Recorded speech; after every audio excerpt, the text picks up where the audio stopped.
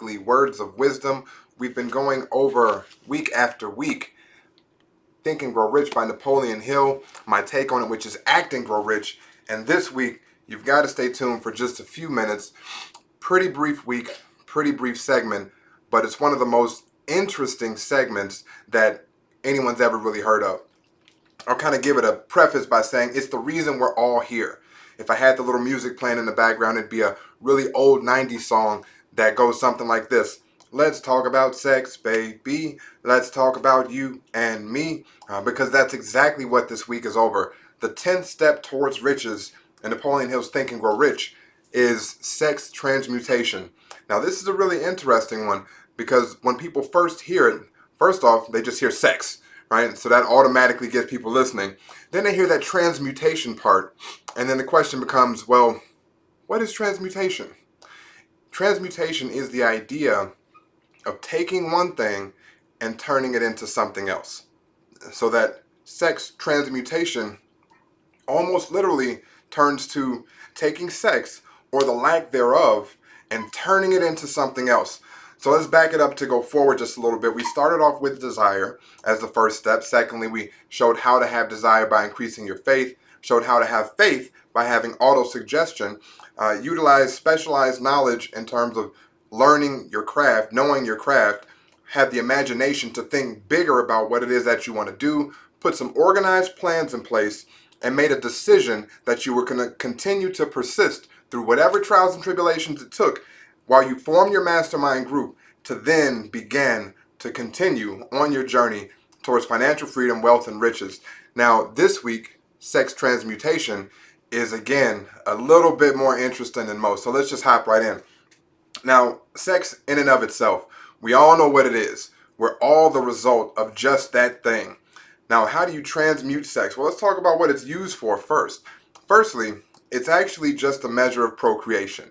We all know that. Again, that's the whole reason why any of us is here, is because somebody, mother, met someone, father, and said that, you know what, we're going to create you. But even that in and of itself is a miraculous thing. If you've never thought about it, just take a minute, now digress for just a moment, and think about the miracle that it took for all of the events that took place for your mother to get where she was, then your father to get where he was, and to come together, and out of all the sperm cells and all the eggs that have been created and moved through their bodies through the years came you. So just take a moment and reflect, if nothing else, on the fact that sex is a beautiful thing, because had it not been for that very act, you wouldn't be here, right? So there's that. It's procreation. Maintenance of mankind, basically perpetuating our species, is the other reason that it's here, right? So to make people and to keep people around are the two other reasons. Third point about sex, what it's used for, why it's here, is to actually turn mediocrity into genius. Believe it or not, it's a tool to turn mediocre people into geniuses. Now, before you all go running away and start calling your friends like, hey, I'm trying to become a genius. This guy online said that if I actually have more sex, I'll be a genius. Wait a second, right? It's not about just having wild, crazy, uncontrolled sex. That's not the idea in this, right? The idea is to actually exercise willpower and how often you engage in the act, the reasons that you engage in the act, and realizing what you're thinking about while engaging in the act. So he goes through, the author does, and talks about how when you engage in the act of having sex, there's not only the chemicals that are moving around through your brain and body, right, that make you feel all great and good, but also the mental energy that's expended into the universe, connected between your partner, that actually makes things come to life, aside from just people, right? So the vibration of sex is one that's more powerful than many and just about any other out there when it comes to the process of creation. So there's also that desire for sex that moves people forward just the same. Now, this is when we go back to that point about willpower. So again, it's not just going out and just willy-nilly having uncontrolled sex, right? That's just not going to be any good for anybody. You'll get nothing done. You'll be really tired, right? Because it's literally your body's energy you're expending out into the world.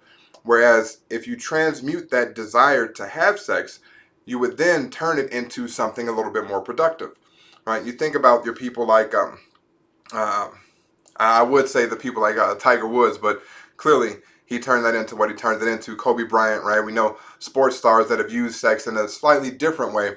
Another way of describing the idea of sex transmutation from a male's perspective, sorry ladies, but the author's a guy, is that he notes how many of the great achievements by man is done with the driving force of a woman behind them. Now, this is a point where, especially for it being March, National Women's Month, we all give our hats off, tip our hats off to the women that are not only supportive of their men and what they do, but the ones that actually push them to go higher, right? And ladies, you know who you are, the ones that are not only just supportive, saying, hey, right, yeah, I'm okay with you doing that thing, but also inviting the ideas and conversations and mixing with your partner to then push and promote them to greatness. All the great men, or I should say not all, but many of the great men have gone to those greatest heights as a result of having a woman alongside them that not only did they engage in the act of sex with, creating a partnership within their own home, excuse me, that mastermind process, but also having that motivating factor just the same. So much so that you do things not only for yourself, but also to make sure that you're pleasing that partner, thus translating into the desire for sex just the same. So having it just as well as desiring to have it have very synonymous effects, or saying, what's the word? Synonymous? Close enough, right? The effects are very similar to one another, where if you want a thing, back to the first week, the very first week about desire, you want a thing so strongly that you literally put these thoughts, these vibrations, these waves out into the world, and it brings that thing to you. Same happens with the idea of sex. However, it is a slightly different energy, but the desire to do it or maybe receive it in a pleasurable sense from one's partner can guide and direct your actions in terms of staying on task or on track. Think about it, guys out there. Have you ever done something amazingly awesome, and then next thing you know, you get a reward? And you know the kind of reward I'm talking about, right? You get a reward. That same feeling of doing something great and having that as a reward is oftentimes more powerful than money. And actually, oddly enough, for sex, it tops the list of the 10 mind stimuli that the author goes through. And I tend to agree with the order more or less, right? There's a few of them I switch around, but sex being the one that tops the list, followed by love. Yes, many people desire love, and you would think that that was the greatest force of all and the most attractive force of all. Yeah, kind of. And it all ends up boiling down to getting it in, right? Having sex, actually doing the act. So sex tops love in terms of mind and mental stimuli, followed by money, music, then friends. Next up, there's actually the mastermind. So we go from one friend to a multitude of friends being the mental stimuli that are on this list of 10. There's also, excuse me, oddly enough, mental suffering. So knowing that you are in the company of people that are suffering like you suffer is a mental stimuli. Autosuggestion comes in as number 8, fear. And then, last but not least, drugs and alcohol. And no, we're not going to have an entire chapter on each one of those, focusing right back on the desire for sex being the primary point of this one.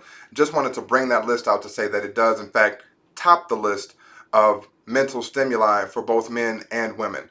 Again, I say men a lot in the context of the videos because when relating to how the author relates it to the audience from 1937, it was primarily written from the man's perspective. So things were a little bit different then. But I'll do my best as we go on to continue to update the language as much as I can. Now again, sex energy being one of the most creative, you have to hone it into something. Now I'm saying this now to say go back if you don't know what to hone it into in those first weeks and look at your desire. What do you have a desire to do? What do you have a desire to be? What do you want to see in life? Where do you want to go? Take and use these desires that you have, and if you have a mate, great. Not saying be abstinent for any particular period of time, but just realize that when you're not engaging in this act of sex, you can actually use that desire to have something more profitable and productive come from the time in which you're apart from your partner.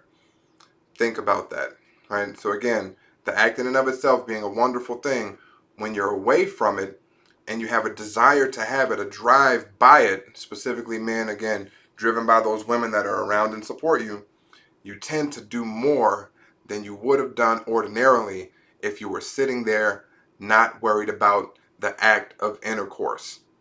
Again, if you don't believe it, look at your own lives, find the things and ways that this relates to you, and please go back and visit these other videos. I told you this would be a short one this week because, again, just as interesting as it is, it's fairly simple. Not saying to have a lot less and just go out and be the monk of the world, go out and be the Gandhis or Mother Teresas of the world. They did great things too. And we all still enjoy the act, very much so. However, if you control that willpower that you have, you exercise that willpower that you have in terms of how you have sex, how often you have sex, with whom you have sex, not just doing it all the time, everywhere, that energy that you be expending doing that, you move it in this other direction and you'll sooner see the results of sexual transmutation on the other side, again, of producing those actions and activities that you're doing when you have that drive and desire for sex pushing you to do so. So again, weekly words of wisdom. It's Wednesday. It's been fantastic. Paul Flowers here with Act and Grow Rich. All I'm saying is, think about sex, have sex, just not all the time. Control yourself, transmute it, and go do something wonderful. Let me know your results next week. Write your comments below, like, share, and subscribe this video, and I look forward to seeing you on the next one. Bye for now.